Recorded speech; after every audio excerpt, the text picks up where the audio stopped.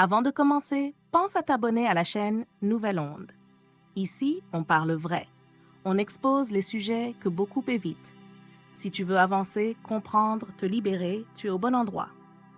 Dans le monde d'aujourd'hui, la masturbation est souvent présentée comme un acte banal, sans conséquences. On en parle comme d'un besoin naturel, d'un geste anodin. Pourtant, beaucoup de ceux qui s'y livrent régulièrement ressentent en silence un mal-être profond. Ce n'est pas une question de morale, mais une réalité physique, mentale et sociale qui mérite d'être exposée clairement. Pourquoi y a-t-on recours? D'abord, parce que l'accès à la pornographie est devenu presque automatique. En quelques clics, des images hautement excitantes sont disponibles partout, à toute heure. Cette surstimulation pousse le cerveau à rechercher sans cesse des plaisirs rapides, créant une habitude difficile à briser. Ensuite, la solitude, l'ennui, le manque de but réel dans la vie poussent certains à remplir ce vide par des gestes répétitifs, sans amour, sans lien humain. Enfin, la masturbation devient souvent un refuge face au stress, à la pression, à la frustration, comme un calmant passager. Mais ce soulagement est de courte durée. Les conséquences, elles, s'installent lentement mais sûrement. Sur le plan physique, l'énergie diminue. Chaque éjaculation vide le corps de minéraux, d'hormones, de force vitale.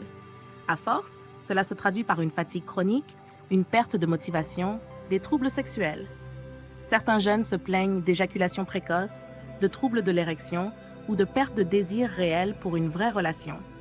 Le corps, trop habitué à des images irréelles, peine à réagir face à l'authenticité. Mentalement, les effets sont tout aussi profonds. Le cerveau devient dépendant à la dopamine libérée pendant l'acte. Cette dépendance entraîne une perte de concentration, une perte d'envie, une difficulté à se fixer des objectifs clairs. Le plaisir rapide remplace la discipline et avec le temps, la volonté s'affaiblit. À cela s'ajoute un sentiment de honte, de culpabilité qui ronge la confiance en soi. Sur le plan social, la masturbation excessive isole. Elle coupe des vraies interactions, crée une gêne intérieure qui freine les liens humains. Les rapports avec les autres deviennent plus froids, plus hésitants. L'assurance diminue, la voix perd de sa force, le regard fuit. Le lien avec le réel s'efface doucement. Alors que faire? Il faut d'abord supprimer ce qui alimente l'habitude. Les contenus, les images, les tentations. Il faut couper le mal à la racine.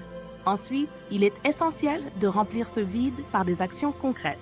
Sport, lecture, création, apprentissage. Le corps et l'esprit ont besoin de mouvement, d'ambition.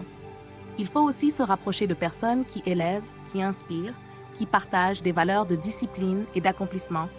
Et surtout, il faut se fixer des objectifs élevés, clairs, et se battre pour les atteindre. Car ce combat n'est pas contre le plaisir, mais pour la maîtrise de soi, pour la dignité, pour la grandeur. Celui qui se libère de la masturbation compulsive retrouve son énergie, sa clarté, sa confiance. Il redevient acteur de sa vie et non esclave de ses pulsions. Si ce message t'a parlé, abonne-toi à Nouvelle Onde. Ici, on avance ensemble, sans détour. Rejoins le mouvement.